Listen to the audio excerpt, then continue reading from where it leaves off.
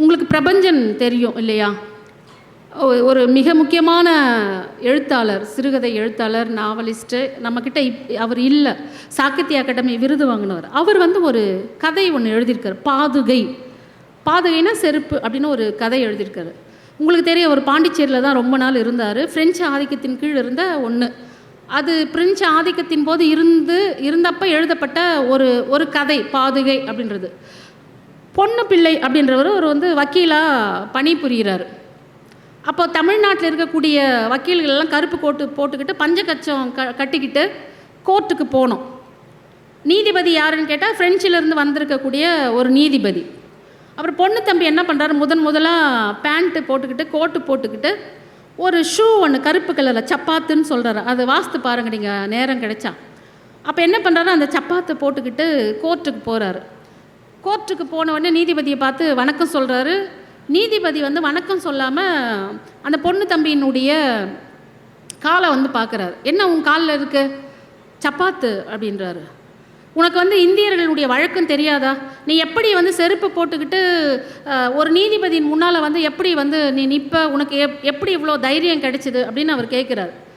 அதுக்கு இவர் பொண்ணு தம்பி என்ன சொல்கிறாரு அப்படின்னா, நான் வந்து இங்கே ஒரு இந்தியனாக நான் வரல, நீங்கள் வந்து ஒரு ஃப்ரெஞ்சு ஆளாக இங்கே வரல, நீங்கள் ஒரு நீதிபதியாகவும் நான் ஒரு வழக்கறிஞராகவும் இங்கே வந்திருக்கிறேன். அதனால் ஒரு வழக்கறிஞர் எப்படி இருக்க வேண்டுமோ அப்படி தான் நான் வந்து ட்ரெஸ் பண்ணிட்டு வந்திருக்கேன். உங்கள் காலையும் செருப்பு இருக்குது, உங்கள் காலையும் ஷூ இருக்குது, என் காலையும் ஷூ இருக்குது, இதுதான் நீதி பரிபாலனை அப்படின்னு இவர் கேட்கின்ற பொழுது, அதெல்லாம் முடியாது, இந்த நீதிமன்றத்துக்குள் நீ வர வேண்டும் என்று சொன்னால் நீ என்ன பண்ணணும், செருப்பு போடாமல் வரணும் அப்படின்னு சொல்லிட்டு கோர்ட்டை வந்து தள்ளி வச்சுட்டு அவர் போயிடுறாரு. பொண்ணு தம்பிக்கு மனசு ஆறலை. உடனே அவர் வந்து வீட்டுக்கு வந்துட்டு லண்டனுக்கு வந்து ஒரு கடிதம் ஒன்று எழுதுகிறார், ஃப்ரெஞ்சுக்கு எழுதுகிறாரு. இதில் வந்து இந்த மாதிரி நடந்தது, இந்த மாதிரி வந்து ஷூ போடுறதுக்கு எனக்கு அனுமதி இல்லை, எனக்கு அனுமதி தரும்படி அப்படின்னு கேட்குறாரு. ஒரு வருஷம் ஆகுது. ஒரு வருஷம் இவர் கோர்ட்டுக்கு போகாமல் அந்த வீட்டிலே இருக்கிறார். வீட்டில் வந்து வறுமையாக இருக்குது. அப்படி இருந்தாலும் கூட அவர் கொண்ட கொள்கையில் உறுதியாக இருக்கிறார். அதுக்கப்புறம் ஒரு வருஷம் கழித்து வந்து இவருக்கு ஆர்டர் வருது, நீங்கள் வந்து செருப்பு அணிந்து கொண்டு அல்லது ஷூ அணிந்து கொண்டு கோர்ட்டுக்கு செல்லலாம் அப்படின்னு ஒரு ஆர்டர் வருது. அப்புறம் இவர் அந்த சப்பாத்தை போட்டுட்டு போகிறாரு. அந்த நீதிபதி இடமாற்றம் செய்யப்பட்டு வேறொரு நீதிபதி வந்திருக்கிறாரு. இவர் போன உடனே அவருடைய சீட்லேருந்து எழுந்து இவரை வரவேற்கிறார். வரவேற்று உன்னுடைய உரிமைக்காக நீ போராடி வென்றாய், இதுதான் வந்து உண்மையிலே வந்து சுதந்திரம், இதுதான் உண்மையிலே நீதி அப்படின்னு சொல்லிட்டு அந்த கதையை முடிக்கிறார். பாதுகை அப்படின்ற ஒரு கதை. அப்போ செருப்பு அணியக்கூட சுதந்திரம் இல்லாமல் இருந்த ஒரு காலகட்டம் தான் நம்ம இருந்திருக்கிறோம். கந்தர்வன் பற்றி நீங்கள் கேள்விப்பட்டிருப்பீங்க. மிக முக்கியமான புதுக்கோட்டை மாவட்டத்தினுடைய மிக முக்கியமான ஒரு கவிஞர் கந்தர்வன். இப்போ உயிரோடு இல்லை. நிறைய எழுதியிருக்கார். சனி போனோம் அப்படின்னு வந்து ஒரு சிறுகதை எழுதியிருக்காரு. இன்னொன்று வந்து அரண்மனை நாய் அப்படின்னு ஒரு கதை எழுதியிருக்காரு. அரண்மனை நாயின் போது அந்த அரண்மனையில் இருக்கக்கூடிய ஆண்டை என்ன பண்ணுறாரு, இறந்து போயிடுறாரு. இறந்து போயிட்டோன்னா அந்த நாய் வந்து பங்களாவில் வளர்ந்த நாய் வந்து வேறு போக்கிட்டு இல்லாமல் இவர்கிட்ட வந்துடுது. இவர் வந்து ஒரு பொட்டிக்கடை வச்சு பிழைக்கிற ஒரு ஆள். அந்த நாய்க்காக என்ன பண்ணுறாரு, வியாபாரம் செய்கிற அந்த காசுலேருந்து டெய்லி அதுக்கு பால் பிஸ்கெட் வாங்கி போட்டு ரொம்ப வறிய நிலையில் ஆயிடுறாரு. ஒன்றுமே பண்ண முடியல, குடும்பத்தையும் அவரால் வந்து நிர்வகிக்க முடியல. ரொம்ப ஏழ்மையாக அந்த நாயால் ஏழ்மையாக நிலைக்கு போயிடுறாரு. நாய் பார்த்தா வந்து அது வெளிநாட்டு நாய் தான், காசு கொடுத்து வாங்கின நாய். ஒரு நாள் அந்த வழியாக காரில் போகிறவர் அந்த நாயை பார்த்துட்டு என்ன பண்ணுறாரு, வந்து கேட்குறாரு, இந்த நாயை வந்து எனக்கு விலைக்கு கொடுத்துட்டு நான் வளர்த்துக்கிறேன் அப்படின்னு கேட்குறாரு. இவர் என்ன சொல்கிறாரு, அது என்கிட்ட ரொம்ப பாசமாக பழகிடுச்சு, இவ்வளோ நாள் நான் வளர்த்தேன், எப்படி கொடுக்கறது அப்படின்னு சொல்லிட்டு அந்த பெட்டி கடையிலேருந்து நாய் நின்றுட்டுருக்கு. பெட்டி கடையிலேருந்து கீழே குதித்து வந்து நிற்கிறாரு.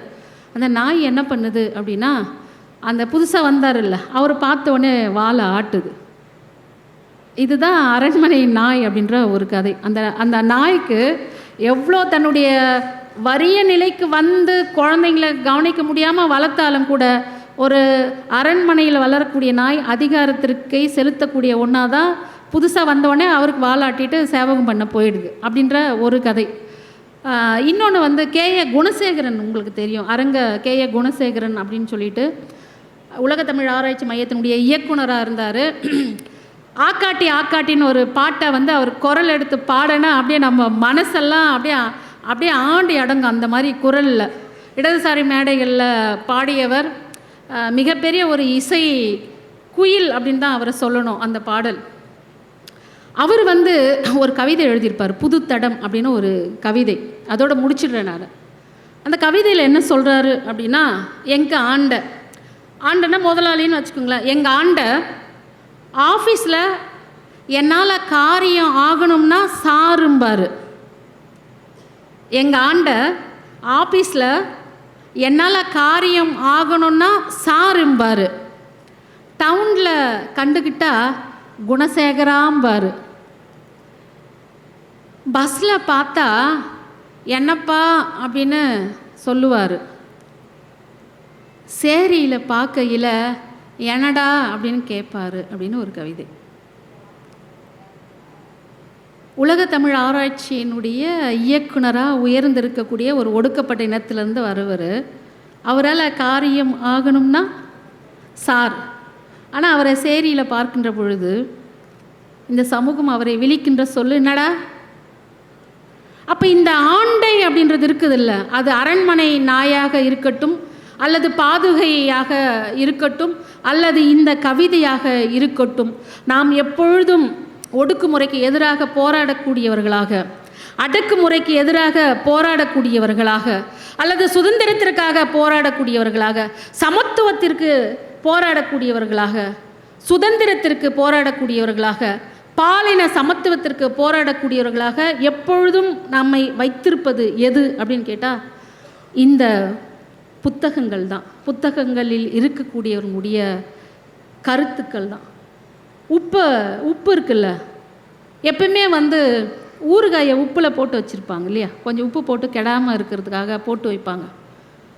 அப்போ மனிதனுடைய மனம் என்பது எப்பொழுதும் கெடாது இருக்க வேண்டுமானால் நாம் புத்தகத்தை உப்பாக பயன்படுத்த வேண்டும் நண்பர்களே. அதுதான் நான் உங்ககிட்ட கேட்டுக்கிறேன். இந்த தலைவர்கள் எல்லாம் இருக்கிறாங்க இல்லையா,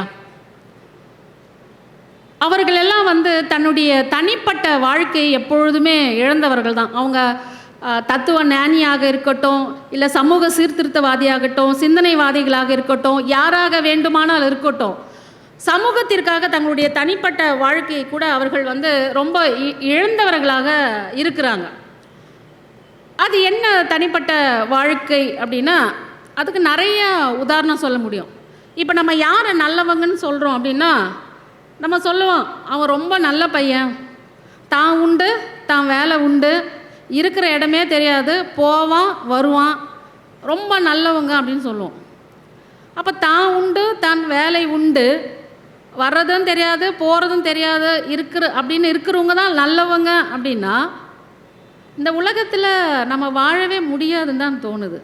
அப்போ நாம் தலைவராக நினைத்து கொண்டிருக்கிறவர்கள், அல்லது நம்முடைய தலைவர்கள், அல்லது தத்துவ ஞானிகள், அல்லது சமூக சீர்திருத்தவாதிகள் எல்லாம் எனக்கு என்ன போச்சு அப்படின்னு நல்லவங்களாக போயிருந்தா இந்த உரிமைகள் நமக்கு கிடைத்திருக்குமா அப்படின்றத நம்ம சிந்தித்து பார்க்க வேண்டிய ஒரு காலகட்டத்தில் இருக்கிறோம். பெரியாரும் அப்படி எனக்கு என்னன்னு போனால் பெண் கல்வி அப்படின்றதும், இல்லை நான் மேடையில் பேசுகிறேன் அப்படின்றதும் நடந்திருக்காது இல்லையா. அதே மாதிரி அம்பேத்கர் அவர்களுடைய எழுத்துக்கள், ஒடுக்கப்பட்ட மக்களுக்கான எழுத்துக்கள், அவர்கள்னால் இன்றைக்கி ஒடுக்கப்பட்டவர்கள் வந்து முன்னேறி இருக்கவே முடியாது. அயோத்திதாசனுடைய எழுத்துக்கள். அப்போ நம்ம ஒரு வாழ்க்கையை பற்றி தவறான ஒரு புரிதலை, தவறான ஒரு பிம்பத்தை வந்து எப்பவுமே வச்சிட்டே இருக்கிறோம், எந்தலையும் ஈடுபடக்கூடாதுன்னு. ஆனால் தலைவர்கள் எல்லாம் என்ன பண்ணியிருக்காங்க, அவர்களுடைய தனிப்பட்ட வாழ்க்கையை இழந்து தான் நமக்கான உரிமைகளை, நமக்கான சுதந்திரத்தை, நமக்கான சமத்துவத்தை வந்து பெற்று கொடுத்துருக்காங்க. இப்போ காந்தியை வந்து நம்ம ரொம்ப பெரிய ஒரு தேச பிதாவாக நினைக்கிறோம்ல. அவருக்கு 4 பசங்க, மணிலால் காந்தி, தேவதாஸ் காந்தி, ராம்தாஸ் காந்தி, ஹரிலால் காந்தி அப்படின்னு 4 பேர். அந்த ஹரிலால் காந்தி வந்து என்ன பண்ணாருன்னா, அவருக்கும் காந்திக்கும் வந்து ஒத்தே வரலை. இவர் அப்பா மாதிரி லண்டனில் போயிட்டு படித்து பாரிஸ்டர் பட்டம் வாங்கணும் அப்படின்னு நினைக்கிறாரு. ஆனால் காந்தி வந்து ஒத்துக்கல. அந்த ஹரிலால் வந்து ஒரு இடத்துல எழுதுறாரு, என்னுடைய அப்பா வந்து வீட்டில் வந்து எனக்கு சுதந்திரமே கொடுக்கல, நான் விருப்பப்பட்டதை வந்து அவர் செய்ய விடலை, ஒரு ஒரு ஒரு மிலிட்ரிக்கார் மாதிரி இருந்தார் அப்படின்னு ஹரிலால் வந்து காந்தி மேலே ஒரு தகப்பனாக தன்னுடைய விமர்சனத்தை வைக்கிறாரு. இவருக்கு வந்து உலக 38 கோடி மக்களை நேசிக்கிற ஒரு தலைவர் தன்னுடைய குடும்பத்தில் ஹரிலால் தனக்கு பிறந்த மகனுடைய அன்பை கூட பெற முடியாத ஒரு தந்தையாக நிற்க வேண்டிய ஒரு சூழல் வந்து காந்திக்கு வருது. 2 பேருக்கும் ஒத்தே போகலை. வீட்டை விட்டு ஹரிலால் போயிடுறாரு. ஒரு நாள் காந்தியும் கஸ்தூரிபாவும் என்ன பண்ணுறாங்க, அலகாபாத்லேருந்து வார்த்தா போகிறாங்க, ட்ரெயினில் போகிறாங்க. காந்தி வந்து வராரு அப்படின்னு எல்லாருக்குமே தெரிஞ்சிடுது. தெரிஞ்ச உடனே அந்த ஸ்டேஷனில் பயங்கர கூட்டம். எல்லாரும் என்ன சொல்கிறாங்கன்னா, மகாத்மா காந்திக்கு ஜே அப்படின்னு சொல்லிட்டு எல்லாரும் வாழ்த்து தெரிவிக்கிறாங்க. அந்த கூட்டத்திலேருந்து ஒரு குரல் கஸ்தூரிபா காந்திக்கு ஜே அப்படின்னு வருது. உடனே கஸ்தூரிபா காந்தி என்ன பண்ணுறாங்க, ஐயோ இந்த கூட்டத்தில் தன்னுடைய மகன் ஹரிலால் வந்திருக்கிறாரு அப்படின்னு என்ன பண்ணுறாரு, கண்டுபிடிச்சிடுறாங்க. கூப்பிடுறாங்க. கூப்பிட்ட உடனே ஹரிலால் கிட்ட வராரு. வந்த உடனே அழுக்கேறிய ஒரு ஆடை, தலை எண்ணெய் தேய்ச்சி தலை வாராத ஒரு தலை, கிழிந்த ஆடையோடு அவர் வராரு. கஸ்தூரிபாய்க்கு வந்து தாங்க முடியல, தன்னுடைய மகன் வந்து இப்படி இருக்கிறது. தன்னுடைய தாய்க்கு வந்து ஒரு ஆரஞ்சு பழத்தை கொண்டு வராரு. கொண்டு வந்து கஸ்தூரிபாய் கிட்ட கொடுக்குறாரு. காந்தி கேட்குறாரு ஹரிலால் கிட்ட, உன்னுடைய தாய்க்கு வந்து ஒரு ஆரஞ்சு பழத்தை கொடுத்த, எனக்கு என்ன கொண்டு வந்திருக்க அப்படின்னு கேட்குறாரு. கேட்ட உடனே நான் எதுவுமே கொண்டு வரல அப்படின்னு சொல்லிட்டு அந்த கூட்டத்தில் மறைஞ்சி போயிடுறாரு. அதுக்கப்புறம் காந்தி இறந்த பிறகு ஒரு 6 மாதம் கழித்து ஹரிலால் இறந்துடுறாரு. மும்பையில் ஏதோ ஒரு ஹாஸ்பிட்டலில் அனாதை பிணமாக கண்டெடுக்கப்பட்டு, அதுக்கப்புறம் தேவதாஸ் காந்தியும் ராம்தாஸ் காந்தி அவங்கெல்லாம் கொண்டு அடக்கம் பண்ண ஒரு செய்தியை வந்து நம்ம படிக்கிறோம். அப்போ 38 கோடி மக்களுக்காக உழைத்த இந்த தேசத்திற்கு விடுதலையை வாங்கி தந்த ஒரு காந்தியினுடைய தனிப்பட்ட வாழ்க்கையை இழந்து தான் நம்ம இந்த வாழ்க்கையை அடைஞ்சிருக்கிறோம்ல. அப்போ இந்த வரலாறை நாம் வாசிக்க வேண்டுமா அல்லவா? வாசிக்கணும் தானே. மணியம்மை அப்படின்றத உங்களுக்கு தெரியும். அதே மாதிரி பார்த்திங்கன்னா மணலூர் மணியம்மா அப்படின்னு சொல்லிட்டு ஒருத்தர் இருக்காங்க. அந்த மணலூர் மணியம்மா வந்து நாகப்பட்டினம் மாவட்டம். அவங்க என்ன பண்ணுறாங்கன்னா, அவங்கள வந்து ஒரு சமூக சீர்திருத்தவாதி. அவங்க வந்து இவங்க மூவலூர் ராமாமிர்தம் அம்மையார் அந்த காலகட்டத்தில் வாழ்ந்தவங்க நாகை மாவட்டத்தில். அவங்க பெரியார் வந்து சொல்கிறார்ல, பெண்கள் எல்லாம் வந்து முடி வெட்டிக்கணும், கிராஃப் வச்சுக்கணும், விருப்பப்பட்ட ஆடையை அணிஞ்சிக்கலாம் அப்படின்னு சொல்லுகின்ற பொழுது மணலூர் மணியம்மா வந்து ரொம்ப வித்தியாசமான ஒரு ஆள். அவங்க வந்து புடவையெல்லாம் கட்டல, ஒரு ஜிப்பா மாதிரி ஒன்று போட்டுக்கிட்டு, ஒரு பாக்கெட் வச்ச ஜிப்பா, ஒரு கதர் துண்டு, ஒரு கதர் வேட்டியை கட்டிக்கிட்டு, ஷோல்டரில் வந்து ஒரு தோல் பை, ஒற்றை மாட்டு வண்டி பூட்டிய அந்த வண்டியில் வந்து இவங்க போகிறாங்க. தென்னிந்தியாவிலே முதல்ல சைக்கிள் ஓட்டின ஆள் யார் அப்படின்னா நம்ம மணலூர் மணியம்மா அப்படின்ற ஒரு தகவலும் நமக்கு கிடைக்குதுன்னா பாருங்கள். அப்போ போகிறாங்க. இவங்க எதுக்காக போராடுறாங்கன்னா, முதலாளி வர்க்கத்திலிருந்து விவசாய கூலிகளை வந்து மீட்டெடுக்கணும், பெண்களுக்கான உரிமை கொடுக்கணும்னு தான் காங்கிரஸில் சேர்றாங்க. அதுக்கப்புறம் இடதுசாரி இயக்கத்தில் சேர்ந்து அந்த பகுதியில் இருக்கக்கூடியவங்களுக்கெல்லாம் வந்து ஒரு அரணாக இருக்கிறாங்க. நாகை தாலுக்கா கிசான் கமிட்டி அப்படின்னு ஒரு கமிட்டியை வச்சு அவங்க வந்து ஒடுக்கப்பட்ட மக்களுக்காகவும் விவசாய கூலிகளுக்காகவும் போராடக்கூடிய ஒருத்தராக இருக்கிறாங்க. அவங்க மேலே நிறைய கேஸ் போட்டு வந்து ஜெயிலில் தள்ளிகிட்டே இருப்பாங்க மணலூர் மணியம்மா. அந்தம்மா கடைசியாக வந்து போவாங்க.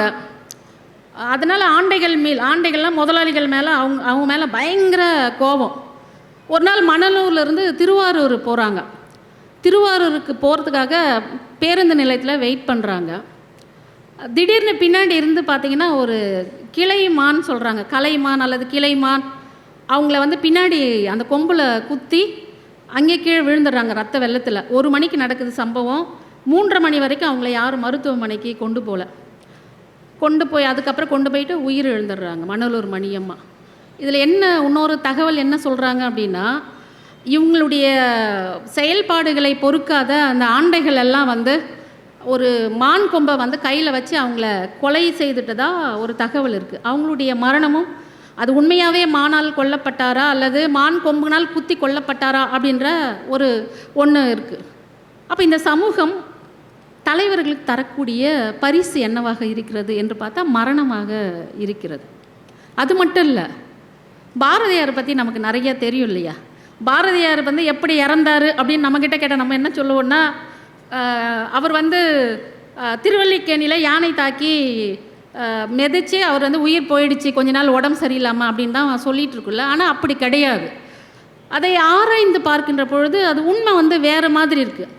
சென்னை பல்கலைக்கழகத்தினுடைய பேராசிரியராக இருக்கக்கூடிய மணிகண்டன் அப்படின்றவர் பாரதியை பற்றிய ஆராய்ச்சி செஞ்சு சமீபத்தில் பாரதியார் விருது கூட தமிழக அரசு அவருக்கு கொடுத்தது. அப்போ அவர் ஆராய்ச்சி பண்ணி பாரதியார் வந்து கோவில் யானை அப்படின்ற ஒரு நாடகத்தை வந்து எழுதியிருக்கிறத கண்டுபிடிக்கிறாரு. எப்போ அப்படின்னா ஜனவரி 8ஆம் தேதி 1921 சுதேசமித்திரன் நாளிதழில் கோவில் யானை அப்படின்ற ஒரு நாடகத்தை வந்து யார் எழுதியிருக்கிறதுனா நம்ம பாரதி வந்து எழுதியிருக்கிறாரு. அதில் வந்து எழுதியிருக்கிறாரு அவர். அதில் கோவில் யானை வந்து இவர் எப்படி அப்படின்றத எழுதுறாரு. அதில் ஒரு பதிவு பண்ணுறாரு. என்னென்னா, நான் அந்த யானை கிட்ட போகும்போது தேங்காயை எடுத்துகிட்டு போகும்போது யானை வந்து என்னை நிமிந்து பார்க்கல. நிமிந்து பார்த்துச்சுன்னா நான் பாரதி வந்திருக்குன்னு தெரிஞ்சிருக்கும், என்னை அது வந்து மெதிச்சிருக்காதுன்னு அவ்வளோ ஒரு கர்வத்தோடு வந்து பாரதி வந்து அந்த நாடகத்தில் குறிப்பிடுறார். ஜனவரி 8ஆம் தேதி 1921. இவர் இறந்தது என்னைக்குன்னா செப்டம்பர் 11ஆம் தேதி நள்ளிரவு 1 மணி 1921 இறந்து போகிறார். அப்போ கிட்டத்தட்ட ரெண்டுத்துக்கும் 1 வருஷம் வித்தியாசம் இருக்குல்ல. அப்போ அது யானை தாக்கிய பிறகு வந்து பாரதி 1 வருடம் நல்லா தான் இருந்திருக்காரு, பணியெல்லாம் செஞ்சுருக்கிறாரு அப்படின்ற செய்தியை மணிகண்டன் அப்படின்ற பேராசிரியர் வந்து கண்டுபிடிச்சி நமக்கு சொல்லியிருக்கிறார். பாரதி கடைசியாக கலந்து கொண்ட ஒரு கூட்டம் எது அப்படின்னா ஈரோடு மாவட்டத்தில் கருங்கல் பாளையத்தில் ஒரு கூட்டத்தில் கலந்துக்கிறார். அங்கு அவர் பேசின தலைப்பு என்னன்னா, மனிதர்களுக்கு மரணம் இல்லை. அதுதான் பாரதி கடைசியாக பேசிய அந்த கூட்டத்தினுடைய தலைப்பு, மனிதர்களுக்கு மரணம் இல்லை. இப்படியே போனீங்கன்னா வஉசி எப்படிப்பட்ட ஒரு செக்கெழுத்து செம்மல் அப்படின்றது மட்டும்தான் நமக்கு தெரிஞ்சிருக்குல்ல. அவருடைய வாழ்க்கையை நீங்கள் வாசித்து பார்த்தீங்கன்னா ஏண்டா அப்படின்னு ஆகிடும். நமக்கு வாழ்க்கை வந்து ரொம்ப சுகமாக இருக்குது, எப்படியெல்லாம் வாழுறோம் அப்படின்னு நினைக்கிறது ஒன்று. ஏண்டா வாழுறோம், இதெல்லாம் ஒரு வாழ்க்கையா அப்படின்னு நினைக்கிறது 2 விதமான எண்ணங்கள் நமக்கு வருது. இந்த 2 விதமான எண்ணங்கள் எப்பப்போ வந்து வரும் அப்படின்னா, இதுதான்டா வாழ்க்கை அப்படின்னா நம்ம அது நிறைய உதாரணங்கள் சொல்ல முடியும். நம்முடைய குழந்தை வந்து ஒரு தேர்வில் வெற்றி பெற்றால் இதுதான் உண்மையான சந்தோஷம் அப்படின்னு நம்ம மகிழுறோம்ல. இல்லை நமக்கே ஏதாவது ஒரு பதவி உயர்வு வந்தோ ஏதோ ரொம்ப நாள் எதிர்பார்த்து கிடைச்சா இதுதான்டா வாழ்க்கைன்னு நினைக்கிறோம். ஆனால் இதெல்லாம் ஒரு வாழ்க்கையா அப்படின்போது மரணம் வந்து நம்மளை அசைத்து பார்த்து விடுகிறது. நீங்கள் வந்து இந்த வாழ்க்கை ஒன்றுமே இல்லை அப்படின்னு நினைக்கணுன்னா 2 இடத்துக்கு போகலாம். ஒன்று, நீங்கள் ரொம்ப பிரம்மாண்டமாக நினச்சிட்ருக்கீங்களா, அந்த இடத்துல போய் நின்று பாருங்களேன், வாழ்க்கையே ஒன்றுமே இல்லை அப்படின்ற மாதிரி ஆகிடும். ரொம்ப உயரமான ஒரு மலை உச்சிக்கு போய் அங்கேருந்து இந்த உலகத்தை ஒரு கழுகு பார்வையால் பாருங்களேன், வாழ்க்கையெல்லாம் ஒன்றுமே இல்லைடா, இதெல்லாம் ஒரு வாழ்க்கையா அப்படின்னும். அதே மாதிரி எந்த விதமான அலைகளும் இல்லாத ஒரு ஆழமான கடலில் போயிட்டு எல்லா பக்கமும் கடல் தண்ணி தான், அந்த இடத்துல நின்று பாருங்களேன், வாழ்க்கையே அவ்வளோதான், ஒன்றுமே இல்லை, இதுக்காக நம்ம இவ்வளோ பண்ணிகிட்டு இருக்கிறோம் அப்படின்ற எண்ணம் தோணும். அப்போ இந்த இடத்துல வஉசியை நம்ம வந்து வச்சு பார்க்க வேண்டியிருக்கு. வஉசி வந்து அவருக்கு 2 ஆயுள் தண்டனை, 10 வருஷம் 2 ஆயுள் தண்டனை கிடைக்குது. வழக்கறிஞர், ரொம்ப பணக்காரராக இருக்கார், ஷிப்பிங் கம்பெனி ஆரம்பிக்கிறாரு. அவர் என்ன பண்ணுறாருன்னா, அவரை வந்து சிறையில் அடைக்கிறாங்க. சிறையில் அடைச்ச உடனே பார்த்திங்கன்னா உள்ளே தரக்கூடிய தண்டனைகளெல்லாம் வந்து வெறும் காலில் வந்து நடக்க வைப்பாங்க. நடக்கும்போது சதை வந்து அப்படியே பிச்சுக்கிட்டு தொங்கும் அப்படின்றாங்க, கீழே விழும் அப்படின்றாங்க. அதுக்கப்புறம் வெளியே வராரு. இவர் வழக்கறிஞராக இருக்கிறதுக்கான தகுதிகள் பறிக்கப்படுது. நீங்கள் நம்புவீங்களா என்னன்னு தெரியல, வஉசி வந்து அந்த ஊரில் இருக்க முடியாமல் சென்னைக்கு ஷிஃப்ட் பண்ணுறாரு. அதாவது மாறி குடும்பத்தோடு வராரு. வயிற்று பிழைப்புக்காக வந்து மண்ணெண்ணெய் வியாபாரம் பண்ணுறாருங்க. அரிசி விற்கிறாரு, மண்ணெண்ணெய் வியாபாரம் பண்ணுறாரு. அதுவுமே வந்து அவருக்கு கை கூடலை. கடைசியாக வறுமையில் தான் வந்து வஉசி வந்து இறந்து போகிறார். அப்போ வஉசி இறக்கும்பொழுது காங்கிரஸில் இருக்கக்கூடிய சத்தியமூர்த்தி கிட்ட அவர் கேட்குறாரு, ஒரு பாட்டு பாடு, என்னுடைய உயிர் போக போகிறது, ஒரு பாடல் நீங்கள் பாடணும் அப்படின்னும் பொழுது காங்கிரஸ் தொண்டனாக இருக்கக்கூடியவர் அவர் பாடுறாரு, என்று தனியும் இந்த சுதந்திர தாகம் அப்படின்ற பாட்டை கேட்டு தான் வஉசியினுடைய உயிர் வந்து பிரியறத நம்ம பார்க்குறோம். இப்படி நாம் தலைவராக நினைத்து கொண்டிருக்கிறவர்கள், சமூக சீர்திருத்தவாதியாக நினைத்து கொண்டிருக்கிறவர்களுடைய வாழ்க்கையெல்லாம் பார்த்திங்கன்னா யாருக்காக அவர்கள் வாழ்கிறார்கள்? நமக்காக வாழ்கிறார்கள். ஆனால் அவர்களுடைய தனிப்பட்ட வாழ்க்கை என்பது மிகவும் துன்பகரமானதாக, மிகவும் கவலைகரமானதாக இருக்கிறத நம்ம பார்க்குறோம். அப்போ நம்ம ஒரு பாயிண்ட் வைக்கிறோம்ல, நல்லவர்கள் என்பதற்கு நாம் சொல்கின்ற வரையறை என்னவாக இருக்கிறது? தாம் பாட்டுக்கு போகிறான் வரான் அப்படின்றது இல்லை. இவர்கள்தான் நல்லவர்கள். மற்றவர்கள் வாழ்வதற்காக தன்னுடைய இருப்பை, தன்னுடைய வாழ்க்கையை, தன்னுடைய சுகத்தை, தன்னுடைய துன்பத்தை எப்பொழுதும் கேள்விக்குள்ளாக்குகின்ற இந்த தலைவர்கள்தான் உண்மையான வாழ்க்கையை வாழ்வதற்கு நமக்கு பாடமாக இருக்கிறார்கள் என்பது ஒரு முக்கியமான ஒரு செய்தி. இரோம் ஷர்மிளாவை பற்றி நீங்கள் கேள்விப்பட்டிருப்பீங்க. வடகிழக்கு மாநிலங்களில் சிறப்பு ஆயுத தடை சட்டம் அப்படின்ற ஒரு சட்டம். அந்த சட்டத்தின்படி யாரை வேண்டுமானாலும் எப்படி வேணாலும் கைது பண்ணலாம். போலீஸ் எல்லாம் கூட இருக்கவே இருக்கு, சந்தேகப்பட்டாவே கைது பண்ணலாம். சிறப்பு ஆயுத தடை சட்டம் 1958 ஏற்பட்ட ஒரு சட்டம். யாரை ஒன்றா கைது பண்ணலாம், பெண்களை என்ன ஒன்றா பண்ணலாம் அப்படின்ற ஒரு தடை சட்டம். 2000 என்ன நடக்குதுன்னா, ஒரு 10 பேரை அந்த மணிப்பூர் மாநிலத்தில் வெட்டி படுகொலை பண்ணிடுறாங்க. இந்த சிறப்பு ஆயுத படைப்பிரிவை சார்ந்த அந்த இராணுவ வீரர்கள் 10 பேரை வெட்டி கொலை பண்ணிடுறாங்க. அங்கே தான் நம்முடைய போராளி இரோம் ஷர்மிளா குற்றத்தின் நறுமணம் அப்படின்ற ஒரு கவிதை தொகுப்பு எழுதிய ஒரு போராளியாக அவங்க வராங்க. 2000 உண்ணாவிரதம் 16 வருஷம் உண்ணாவிரதம் இருக்கிறாங்க. யாருக்காக? தான் சார்ந்த மக்களுக்காக, தான் சார்ந்த மக்களினுடைய உரிமைக்காக. அந்த சிறப்பு ஆயுத படை சட்டத்தை வாபஸ் பெற வேண்டும் என்ற நோக்கத்திற்காக அவங்க என்ன பண்ணுறாங்க, 16 ஆண்டுகள் மூக்கின் வழியாக உள்ள அந்த டியூப் வழியாகவே அரசு என்ன பண்ணுது, அவங்களுக்கு வெறும் நீராகாரத்தை மட்டும் செலுத்தி 16 வருஷம் அவங்க உயிர் வாழ்ந்துருக்குறாங்க. அவங்க இப்போவும் இருக்கிறாங்க. அப்போ அவங்க ஒரு முடிவு எடுக்கிறாங்க. 2016 தேர்தல் நடக்குது. தேர்தலில் நிற்கிறாங்க, மணிப்பூரில் நிற்கிறாங்க. ஒரு சட்டமன்ற உறுப்பினராக நிற்கின்ற பொழுது யாருக்காக போராடினாரோ, எந்த மக்களுக்காக போராடினாரோ 90 ஓட்டு போட்டிருக்காங்க. நீங்கள் இது என்ன சொல்லுவீங்க? நீங்கள் 90 ஓட்டு தான் போட்டிருக்காங்க.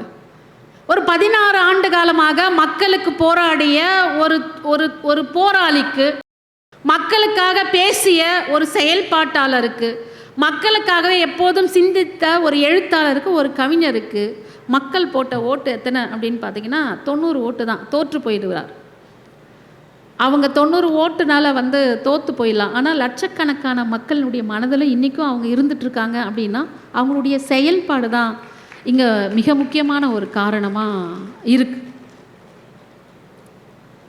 இப்படி நிறையா பேருடைய வாழ்க்கையை நாம் உதாரணமாக சொல்லிக்கொண்டே போகலாம் தோழர்களே. குழல் இனிது யாழ் இனிது என்ப தம் மக்கள் மழலை சொல் கேளாதவர் அப்படின்னு ஒரு குறள். உலகத்திலேயே மிகவும் இன்பத்தை தரக்கூடிய ஒன்று எது அப்படின்னு கேட்டிங்கன்னா, குழந்தைகளுடைய அந்த சொல்லு தான் குழலை விட இனிமையானது அப்படின்னு சொல்கிறார். இன்னொரு திருக்குறளில் என்ன சொல்கிறாரு அப்படின்னு கேட்டிங்கன்னா, அமிழ்தினும் அற்றே இனிய தம் மக்கள் சிறுகை அளாவிய கூழ் அப்படின்னு ஒன்று சொல்கிறாரு. நம்ம சாப்பிட்டுட்டு இருக்கும் பொழுது நம்முடைய குழந்தைங்க என்ன பண்ணோம், அந்த சாப்பாட்டில் கையை வச்சு இப்படி பிசைஞ்சிடும். நம்ம கூழ் குடிக்கும்போது நம்முடைய குழந்தைகள் அந்த கூழில் கை போட்டு பிசையும் பொழுது அந்த பிசைந்த கையோடு எடுத்து நம்ம வாயில் சுவைக்கிறோம்ல ஒரு உணவு, அமிர்தத்தை விட மிக சிறப்பான ஒரு உணவு அது அப்படின்னு திருவள்ளுவர் சொல்கிறார். அமிழ்தினும் அற்றே இனிய தம் மக்கள் சிறுகை அளாவிய கூழ். அந்த குழந்தை தூங்கிட்டுருக்கு. அம்மா தாலாட்டு பாடுறாங்க. அத்தை அடிச்சாரோ அரளிப்பூ செண்டால, அடிச்சாரை சொல்லி எழு ஆக்கினைகள் செஞ்சிடுவோம். மாமா அடிச்சாரோ மல்லிப்பூ செண்டால, அடிச்சாரை சொல்லி எழு தோல் விலங்கு போட்டிடுவோம் அப்படின்னு அந்த அம்மா தாலாட்டு பாடுறாங்க. அப்போ அந்த குழந்தை அதுக்கு பதில் சொன்னால் எப்படி இருக்கும் அப்படின்னு ஒரு கவிஞர் கற்பனையாக சொல்கிறார். என்ன சொல்கிறாரு, என்னை யாரும் அடிக்கவில்லை, என்னை ஐவிரலும் தீண்டவில்லை, என்னை யாரும் அடிக்க விடலை, என்னை ஐவிரலும் தீண்டவில்லை, பசிச்சதெல்லாம் அழுதேனே என் பாசமுள்ள தாயாரே அப்படின்னு அந்த குழந்தை சொல்லுது. யாரும் என்னை அடிக்கலை, பசிக்குதுன்னு அழறேன், என் பாசமுள்ள தாயாரே எனக்கு பால் கொடு அப்படின்னு சொல்கிற மாதிரி ஒரு கற்பனையாக அந்த குழந்தை வந்து தாளாட்டுகின்ற தாய்க்கு பதில் சொல்கிற மாதிரி ஒன்று சொல்கிறாங்க. ரா மீனாட்சி அப்படின்ற ஒரு கவிஞர் இப்போவோ வந்து பாண்டிச்சேரியில் இருக்காங்க. அவங்க எழுதின ஒரு கவிதை, மதுரை நாயகியே மீனாட்சி தாயே, மதுரை நாயகியே மீனாட்சி தாயே, படியேறி நடை தாண்டி குளம் சுற்றி கிளி பார்த்து உன்னருகே ஓடி வரும் உன் மகளை உன் மகனே வழிவம்பு செய்கின்றான். படியேறி நடை தாண்டி குளம் சுற்றி கிளி பார்த்து உன் அருகே ஓடி வரும் உன் மகளை உன் மகனே வழிவம்பு செய்கின்றான். கோவிலிலும் பாதுகாப்பில்லை, உன் காலத்தில் அழகி நீ எப்படி உலா போனாய். மீனாட்சி தாய்க்கே வந்து கோயிலே பாதுகாப்பில்லை, நீ உன் காலத்தில் ரொம்ப அழகாக இருந்த, எப்படிமா நீ உலா போன அப்படின்னு கேட்ட ரா மீனாட்சி ஒரு தீர்க்கதரிசி. இந்த கவிதை 1973 எழுதின கவிதை. கிட்டத்தட்ட இப்போ 52 வருடங்கள் ஆகிறது. ஆசிஃபா, காஷ்மீரில் ஆசிஃபான்ற சிறுமி ஒரு 5 வருஷத்துக்கு முன்னாடி நடந்த செய்தி உங்களுக்கு தெரியும் இல்லையா? ஒரு கோயிலில் போய் அந்த குழந்தைய வந்து பாலியல் வன்புணர்வு செஞ்சு அந்த குழந்தைய வந்து சாகடிச்சிடுறாங்க.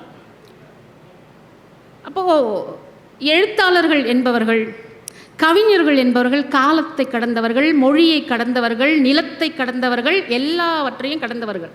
எப்படி 50 வருஷத்துக்கு முன்னாடி கோவிலில் இருக்கிற மீனாட்சி தாய்க்கு பாதுகாப்பு இல்லை என்ற எழுதிய அந்த கவிதை 50 வருடங்களுக்கு பின்னால் கூட காஷ்மீரிலே ஆசிஃபாவை அந்த கோவிலிலே வன்புணர்வு செய்த போது இதை எப்படி எடுத்துக்கொள்வது? சிறு கை அலாவிய குழந்தை என்று நாம் மகிழ்ந்தோமே, அந்த குழந்தை பாலியல் வல்லுறவு செய்யப்பட்டு இருக்கிறது.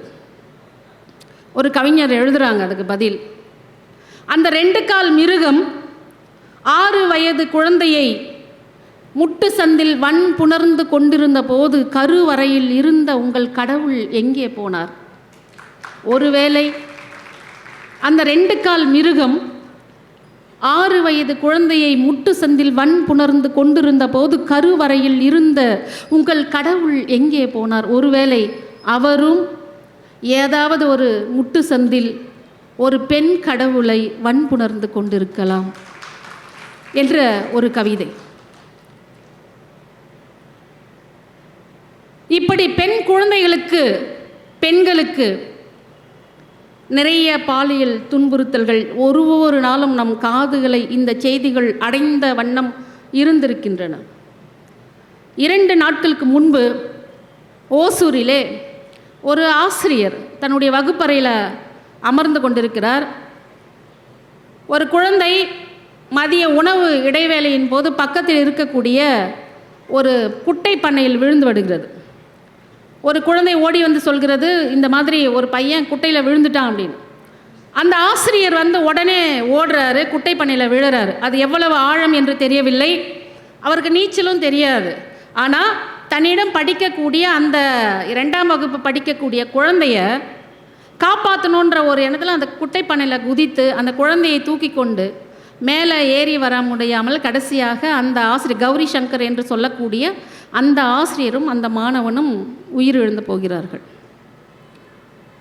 இப்போ நீங்கள் இதை ஒப்பிட்டு பாருங்கள்.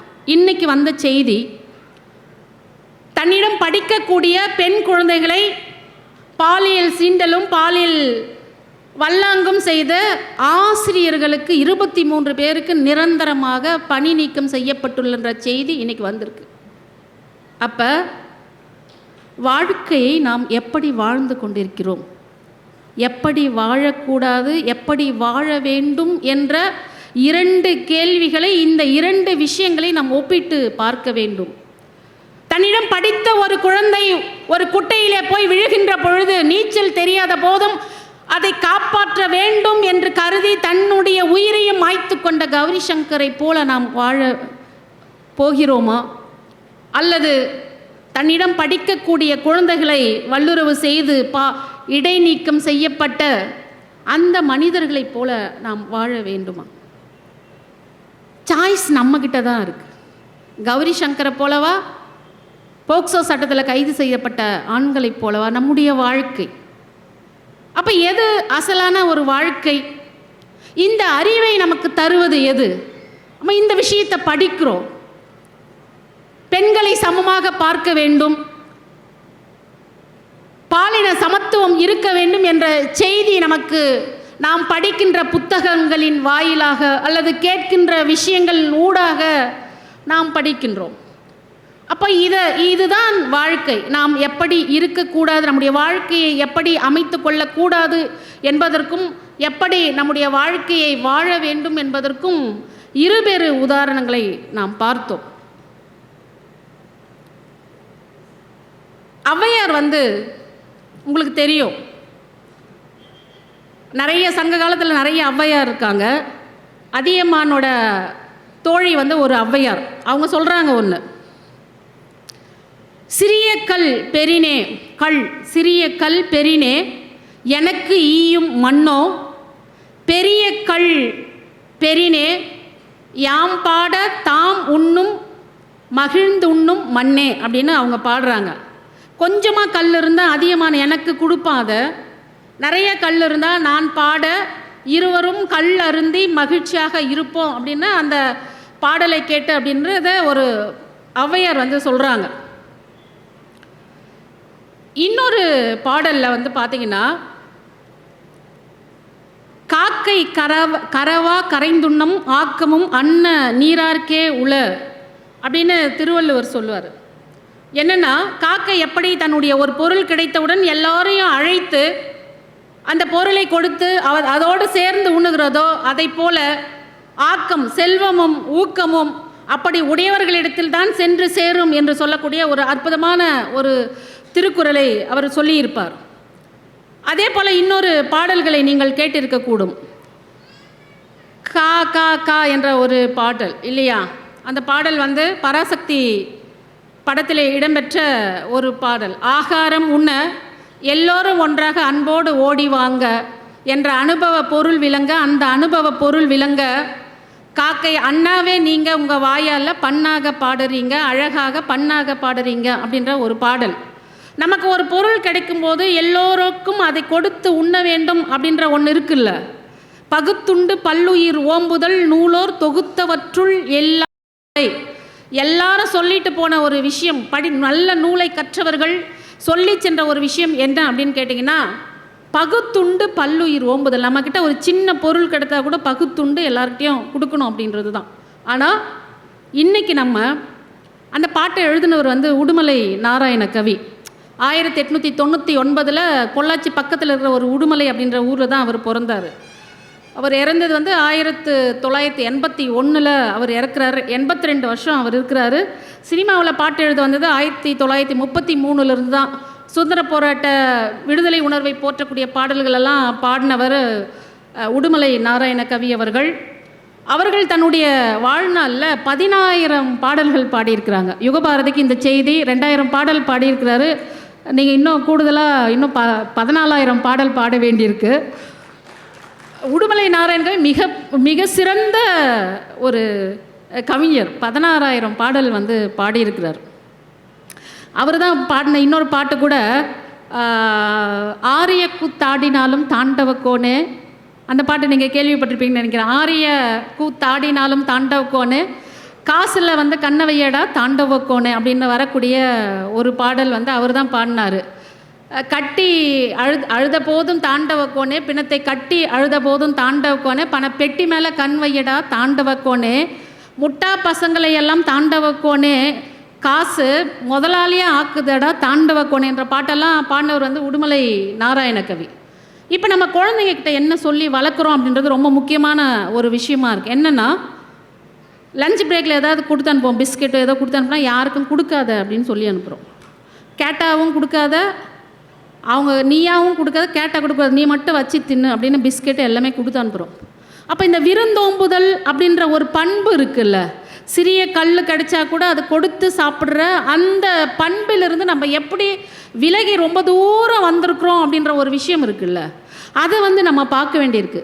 அப்போ வாழ்க்கை என்பது வெறும் வளர்ந்தவளாகிய நாம் மட்டும் வாழக்கூடியது அன்று, மாறாக நம்முடைய குழந்தைகளை வளர்த்தெடுக்கிற முறையும் அது வாழ்க்கையில் அடங்கும். அப்போ நம்ம குழந்தைய எப்படி வளர்க்குறோம் அப்படின்ற விஷயத்தையும் நம்ம பார்க்க வேண்டியிருக்கு. என்னுடைய ஆசிரியர் என்ன பண்ணார், நான் தான் கிளாஸில் ஃபஸ்ட் ரேங்க்கு. படிக்கிறதுக்கு வந்து நோட்டு புத்தகங்கள் கிடையாது, புக்கு கிடையாது, நோட்டு கிடையாது. ஆனாலும் என்னுடைய வகுப்பில் நான் தான் ஃபஸ்ட்டு. இதை கேட்டு ஞாபகம் வச்சுன்னு எழுதி முதல் மதிப்பெண் வாங்கக்கூடிய ஒரு ஆள். என்னை வந்து அந்த ஆசிரியர் என்ன பண்ணாங்க, பின்னாடி போயிட்டு உட்கார வச்சுட்டாங்க. நீ பின்னாடி உட்காரு, நீ அந்த இடத்துலேருந்து வர, அந்த இனத்தை சார்ந்தவர், பின்னாடி போய் உட்காரு அப்படின்னு உட்கார வச்சுட்டாங்க. இப்போ எல்லாருக்கும் ஒரு ஒரு சின்ன வயசு ஞாபகம் நிறைய இருக்குல்ல. கேட்டால் நான் இதை பண்ணேன் அதை பண்ணேன் அப்படின்னு. எனக்கெல்லாம் கேட்டால் எதுவுமே சொல்லதில்லை. 15 வருஷம் வரைக்கும் ஃப்ரெண்ட்ஸ் எல்லாம் யாருமே கிடையாது. யாரும் எங்ககிட்ட பேச மாட்டாங்க, பழக மாட்டாங்க, எதுவும் சாப்பிட்றதுக்கு கொடுக்க மாட்டாங்க, நாங்கள் கொடுத்தா வாங்க மாட்டாங்க. அப்படி பின்னாடி உட்கார வச்சுருந்ததா ஒரு ஆள் தான். இப்போ எந்த பள்ளியில் எந்த வகுப்பறையில் என்னை பின்னாடி உட்கார வச்சாங்களோ அதே பள்ளியிலே அதே வகுப்பறையில் நான் ஆசிரியராக இருக்கேன். அப்படின்றது தான் இந்த தலைவர்களுடைய வாழ்க்கையெல்லாம் பார்த்து என்னை ஒரு தகுதியான ஒரு ஆளாக உருவேற்றி கொண்ட ஒரு ஆளாக இங்கே நிற்கிறேன். அப்படின்னா இவர்களுடைய வாழ்க்கையை நாம் உதாரணமாக கொள்ள வேண்டிய ஒரு தேவை இருக்கிறது. எங்கள் அப்பா 3வது தான் படித்தார். நான் ஒரு கவிதையை எழுதியிருந்தேன். 3ஆம் வகுப்போடு பள்ளியை முறித்து கொண்ட அப்பா தாத்தனுக்கு பயந்து புளிய மரத்தின் தாழ்ந்த கிளை மீது உறங்குகையில் தவறி விழுந்து தொடை எலும்பையும் முறித்து கொண்டாராம். 4ஆம் வகுப்பு காலாண்டு தேர்வில் அப்பா வந்து 3ஆவதோடு முடிச்சிட்டாரு, நான் வந்து 4ஆவது போகிறேன். எவ்வளோ பெரிய சந்தோஷம் இல்லை, தன்னுடைய மகள் தான் படித்த ஒரு வகுப்பை மீறி வந்து அடுத்த வகுப்புக்கு போகிறது அப்படின்றது பெற்றோர்களுக்கு மிகப்பெரிய ஒரு மகிழ்ச்சியை தரக்கூடிய ஒரு சம்பவம் அல்லவா. அப்போ என்னுடைய அப்பா சொல்கிறார், 4ஆம் வகுப்பு காலாண்டு தேர்வில் சட்டம் கழன்ற என் கற்பலகை. இப்போல்லாம் பலகைன்றதே இருக்குதா என்னன்னு தெரியல. அப்போ அந்த சட்டமே இருக்குது, அது வெறும் கல் பலகை மட்டும்தான் எடுப்போம். சாக் பீஸில் தான் 5வது வரைக்கும் மார்க் போட்டு டீச்சர் கொடுப்பாங்க, அது அழியாமல் அப்படியே பிடிச்சிட்டு வருவோம். சட்டம் கழன்ற 4ஆம் வகுப்பு காலாண்டு தேர்வில் சட்டம் கழன்ற என் கற்பலகையில் சுண்ணக்கட்டியால் எழுதப்பட்ட 100 மதிப்பெண்களுள் 100க்கு 100 வாங்கினால 100 மதிப்பெண்களுள் 2 முட்டைகளை எடுத்து உடைத்து என் தந்தையின் தொடையில் வைத்து 10 போட்டு இறுக கட்டினேன். அன்று தான் குணமானது அப்பாவின் காயம் அப்படின்னு ஒரு கவிதை.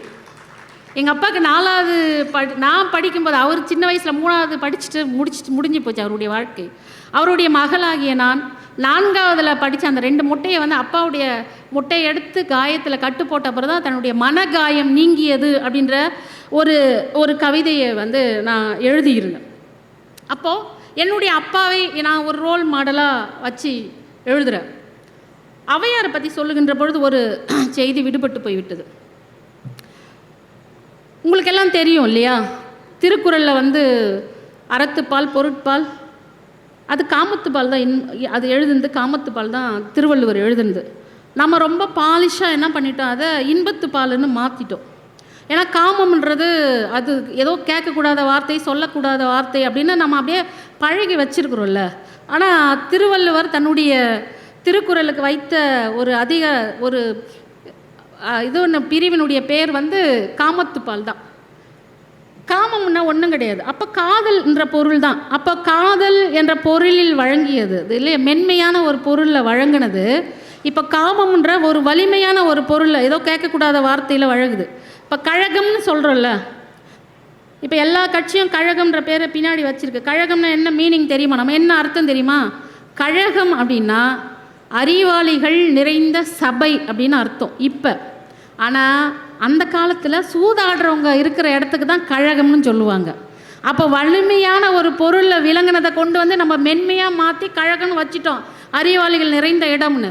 அப்போ அந்த காலத்தில் காமம் என்பது காதலினுடைய இன்னொரு பேர் தான், அழகிய பேர் தான். அப்போ அதை கொண்டு வந்து இப்போ நம்ம வன்பொருளாக வச்சிட்டோம். அப்போ ஔவையார் வந்து ஒரு பாட்டில் பாடுவாங்க, முட்டுவெண்கொள் தாக்குவெண்கொள் ஓரேன் யாம் ஓர் பெற்றி மேலிட்டு ஆ ஒள் என கூவெண்கொள் அலமரல் அசைவலி அலைப்ப என் உயவு நோய் அறியாது துஞ்சும் ஊர்க்கே அப்படின்னு ஔவையாருடைய ஒரு பாடல். இப்போல்லாம் வந்து பார்த்திங்கன்னா ஆண் தான் வந்து உயர்ந்தவன், பெண் தாழ்ந்தவள் அப்படின்ற கருத்தாக தான் நிறையா இருக்குது. ஒரு காதலை சொல்ல வேண்டும் என்றாலும் ஆண் தான் சொல்லணும். ஆனால் ஒரு பெண் வந்து ஒரு ஆண்கிட்ட ஐ லவ் யூ அப்படின்னு இப்போ சொல்லவே முடியாது. சொன்னால் அவள் ஒழுக்கம் கெட்டவள். எவ்வளோ தைரியம் தான், ஒரு வெக்கமே இல்லாமல் ஒரு ஆண்கிட்ட வந்து நீ சொல்கிற, ஆனால் ஆண் சொல்லலாம். நம்மக்கிட்ட அந்த பாலின சமத்துவம் அப்படின்றது மருந்துக்கு கூட இல்லாத ஒரு சூழலை தான் இப்போ இருந்துகிட்ருக்குறோம். அப்போது இந்த ஔவையார் வந்து என்ன பண்ணுறாங்க, காதலை பற்றி காமத்தை பற்றி பேசுகிறாங்க. ஐயோ தலைவன் வந்து எனக்கு பார்க்கணுன்னு தோணுது, எனக்கு அந்த உணர்ச்சி வந்து மேலிடுது, அவன் மீது இருக்கின்ற ஒரு காதல் உணர்ச்சி. சவுத்தில் போய் தலையை இடிச்சிக்கலாமா என்னன்னு எனக்கு தெரியல, முட்டுவேன்கோள் தாக்குவேன்கோள், எனக்கு என்ன பண்ணுறதுனே தெரியல, இங்கேயும் அங்கேயும் நான் ஓடுறேன் அப்படின்னு ஔவையார் வந்து முட்டுவேன்கோள் தாக்குவேன்கோள் என்று காதல் உணர்ச்சி பற்றி ஒரு பாடல் பாடுறாங்க. அன்றைக்கி நான் டிவியெல்லாம் அவ்வளோவா பார்க்குறதில்ல, சினிமாவும் பார்க்குறதில்ல. ஒரு பாட்டு ஓடுது, வந்துச்சே ஃபீலிங்ஸு வண்டி வண்டியாக வந்துச்சே ஃபீலிங்ஸ்னு ஒரு பாட்டு. அடப்பாவிங்க, ஔவையார் பாட்டே ரீமிக்ஸ் பண்ணி இப்படி அடித்து வச்சுருக்குறாங்களே அப்படின்னு நான் யோசித்தேன். நான் இது என்ன, இது ஒரு காதலை என்ன உணர்வா முட்டுவேன்கொள் தாக்குவேன்கொள் ஓரேன் யான் இது பற்றி மேலிட அப்படின்னு ஒரு அழகான ஒரு பாடலை எப்படி வந்து வண்டி வண்டியாக கவிஞரை வச்சுக்கிட்டே நான் பேசக்கூடாது தான், இருந்தாலும் சொல்கிறேன். நான் வந்துச்சே ஃபீலிங்ஸு அப்படின்னு சொல்லிட்டு பாடக்கூடிய ஒரு பாடல். இது மொழியை சிதைக்கிற ஒரு வேலையாக தான் நான் பார்க்குறேன். நம்முடைய சிந்தனையை சிதைக்கிற ஒன்றா தான், மொழியினுடைய குறைபாடு அல்ல, மாற்றாக நம்முடைய சிந்தனையினுடைய ஒரு குறைபாடாக தான் இருக்குது. இன்றைக்கி வந்து வகுப்பறையில் எல்லாரும் எப்படி தெரியுமா தமிழை எழுதுகிறாங்கன்னா இங்கிலீஷில் தான் எழுதுகிறாங்க. அப்பா அப்படின்னா ஏ பிபிஏ, அம்மானா ஏஎம்எம்ஏ இப்படி தான் எழுதிட்டு இருக்கிறாங்க குழந்தைகள். அப்போ நம்ம குழந்தைகளிடத்தில் எதை போதிப்பது? இப்போ ஆசிரியர்களே அப்படி தான் இருக்கிறாங்க. அப்போ ஆசிரியர்களுக்கு வந்து எதை போதிப்பது? இப்படி நிறைய கேள்விகள் நம்மக்கிட்ட இருக்குது. அப்படின்னா நம்ம கண்டடைகிற ஒரு இடம் என்னவாக இருக்கிறது அப்படின்னா புத்தகங்களாக தான் இருக்குது. புத்தகங்கள் இருக்கிற வீடு தான் வந்து உண்மையான வீடு. அந்த புத்தகங்கள் இல்லாத வீடு வந்து ஜன்னல்கள் அற்ற ஒரு வீடு அப்படின்னு நம்ம சொல்லலாம். ஜன்னல்கள் அற்ற ஒரு வீட்டில் வந்து நம்மளால் சுவாசிக்கவே முடியாது இல்லையா? அந்த வீட்டில் இருந்து நம்ம என்ன பண்ண போகிறோம்? ஸோ புத்தகங்கள் நதியை போன்றவை தான். அது கடலில் சேர்கிற வரைக்கும் நதி வந்து இடையறாது ஓடிக்கொண்டே இருக்கும்.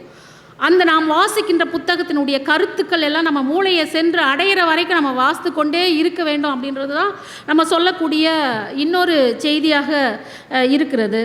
கடைசியாக பார்க்குறோம் அப்படின்னா இன்னொரு விஷயம்,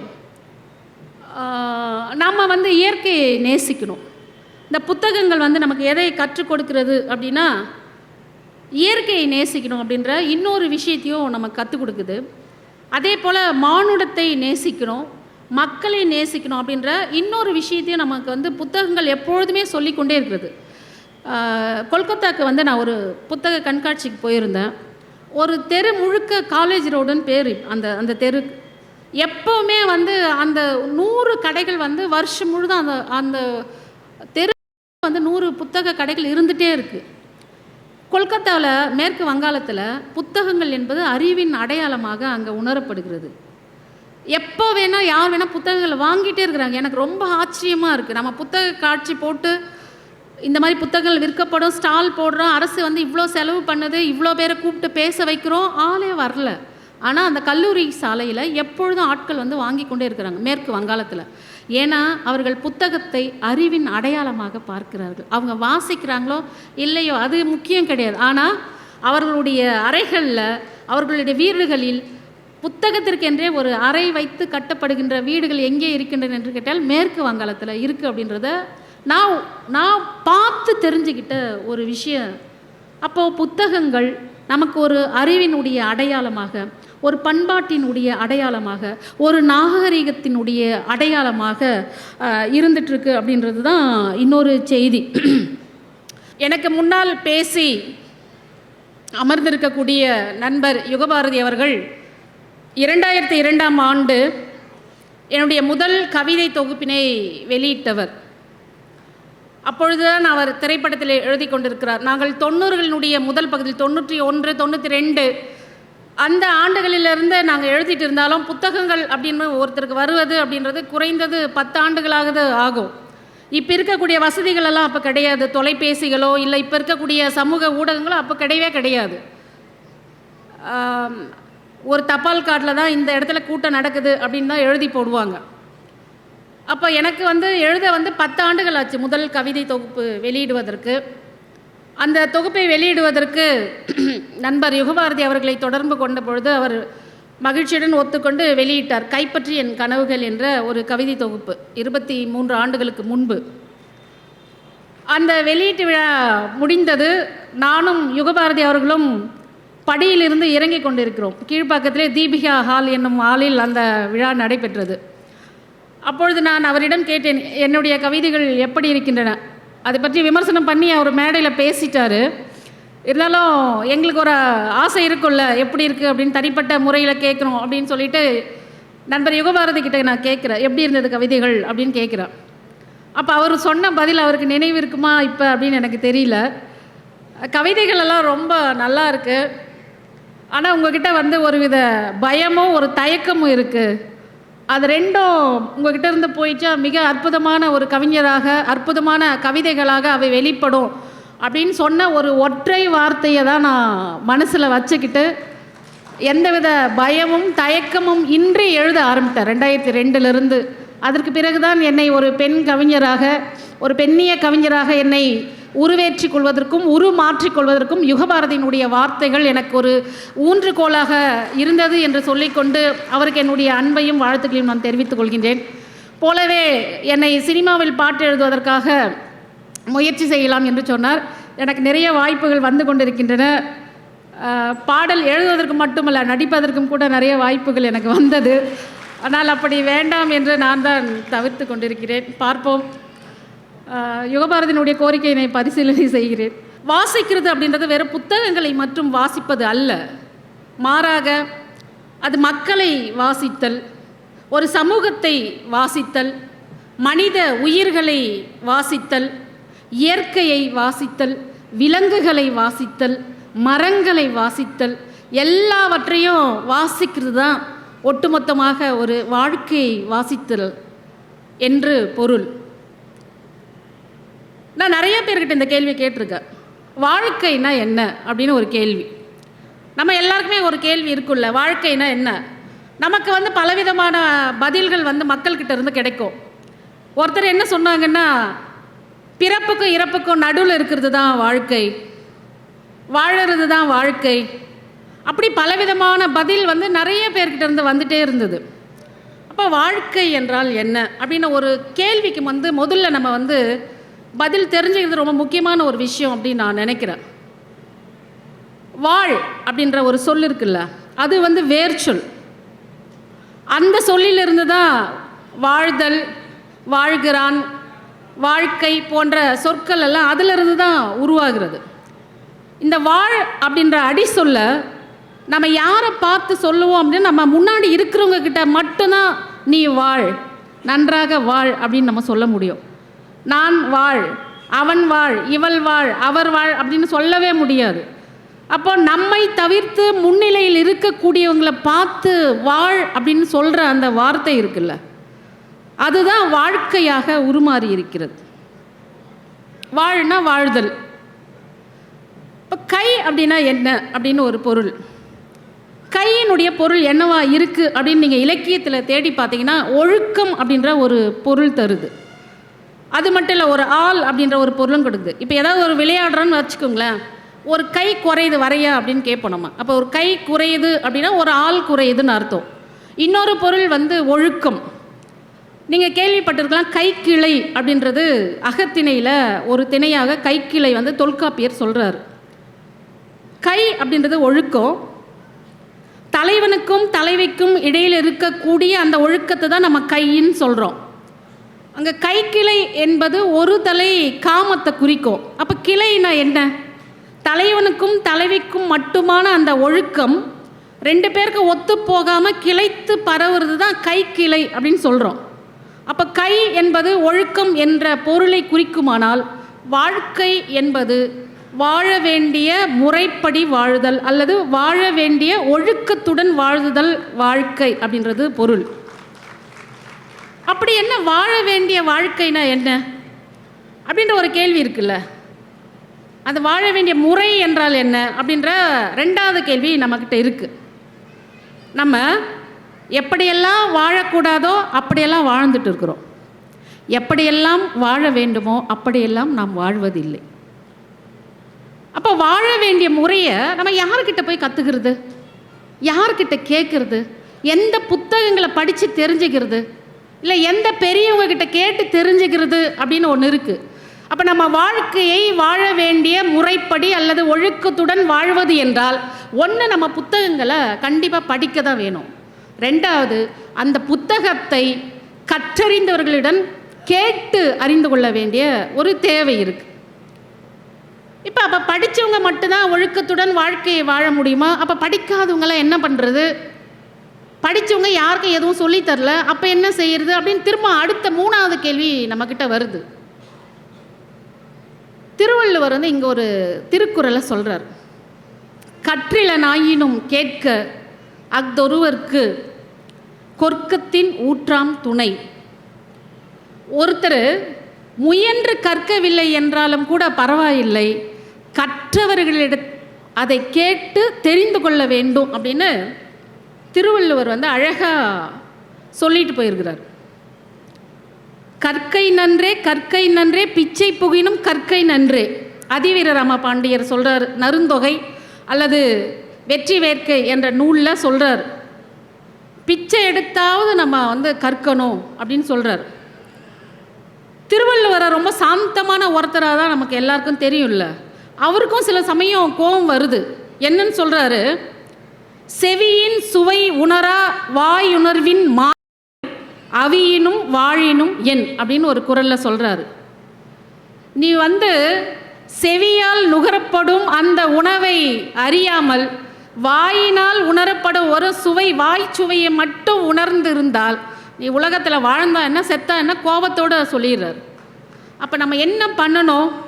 ஒரு வாழ்க்கையை நாம் வாழ வேண்டும் என்று சொன்னால் புத்தகங்களை வாசிக்க வேண்டும் அல்லது கற்றறிந்தவர்களிடம் கேட்டு அறிந்து கொள்ள வேண்டும். புத்தகங்களை ஏன் வாசிக்கணும்? புத்தகங்களை யார் எழுதியது?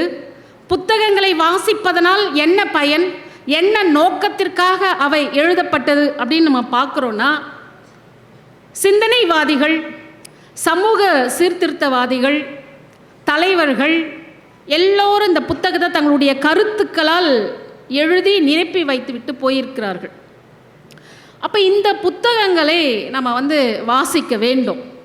நம்முடைய மனம் என்பது அது அலை கழிக்கக்கூடிய ஒரு மனம். நம்மை ஆற்றுப்படுத்துவது புத்தகங்கள், நம்மை ஆற்றுப்படுத்துவது தலைவர்களுடைய சிந்தனைகள், நம்மை தேற்றுவது தலைவர்களுடைய போதனைகள். அப்போ இந்த சிந்தனைகளையும் இந்த போதனைகளையும் நம்ம இடத்துல கொண்டு சேர்ப்பவை தான் புத்தகங்கள் அப்படின்னு சொல்கிறோம்.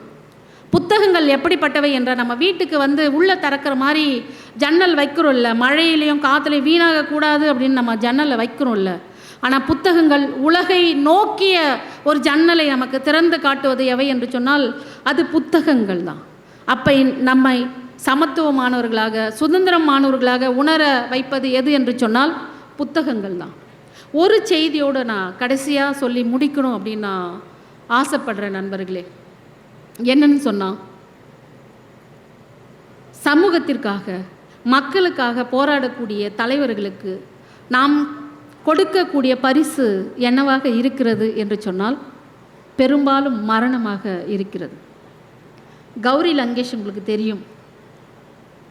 ஒடுக்கப்பட்ட மக்களுக்காக, சனாதனத்திற்கு எதிராக, அடிப்படைவாதிகளுக்கு எதிராக அவர் பேசியதுதான் கௌரி லங்கேஷ் சுட்டு கொல்லப்படுவதற்கான 2017 சுட்டு கொல்லப்பட்டார். கல்புர்கி உங்களுக்கு தெரியும். கல்புர்கி 2015 சுட்டு கொல்லப்படுறாங்க. ஹம்பியில் கன்னட பல்கலைக்கழகத்தில் துணைவேந்தராக பணியாற்றியவர், சாகித்ய அகாடமி விருது பெற்றவர், அத்தனை புத்தகங்கள் எழுதியிருக்கிறார். அவருடைய எழுத்துக்கள் மக்களுக்காக இருந்த ஒரே காரணத்தினால்தான் 2015 சுட்டு கொல்லப்படுறார். நரேந்திர தபோல்கர் ஒரு மருத்துவர், மக்களுக்காக போராடக்கூடிய, மக்களுக்காக பேசக்கூடிய, மக்களுக்காக சேவகம் செய்யக்கூடிய ஒருவர். கேள்வி கேட்டதுனால, எழுதுனதுனால அவரும் 2015 சுட்டு கொல்லப்படுறார். கோவிந்த் பன்சாரி அவரும் சுட்டுக் கொல்லப்படுறாரு. அவர் ஒரு வழக்கறிஞரும் கூட. மக்களுக்காக பேசியது, மக்களுக்காக எழுதியது, மக்களுக்காக சிந்தித்தது. அப்போ இந்த உலகம் எதால் நிரம்பி இருக்கிறது? அன்பர்கள், நான் அதைத்தான் கேட்கின்றேன். இந்த வாழ்க்கை எப்படிப்பட்ட வாழ்க்கையை நாம் வாழ்ந்து கொண்டிருக்கின்றோம்? நாம் வாழ்வது வாழ்க்கை தானா, அல்லது வாழவே இல்லையா, அல்லது வாழ்ந்து கொண்டிருக்கிறோமா? இனி நாம் எப்படி இருந்தாலும் சரி, இனி நம்முடைய வாழ்க்கையை நாம் வளப்படுத்தி கொள்ள வேண்டும், அல்லது பிறர்க்கான ஒரு வாழ்க்கையை நாம் வாழ வேண்டும் என்று சொன்னால் நாம் புத்தகங்களை வாசிக்க வேண்டும், மனிதர்களை வாசிக்க வேண்டும், இயற்கையை வாசிக்க வேண்டும், எல்லாவற்றையும் நாம் வாசிக்க வேண்டும் நண்பர்களே. ஆகவே வாழ்க்கையை வாசித்தல் என்பது வேறொன்றும் இல்லை, அது புத்தகங்களை வாசித்தல் என்று சொல்லிக்கொண்டு உங்களிடமிருந்து விடைபெறுகின்றேன். நன்றி, வணக்கம்.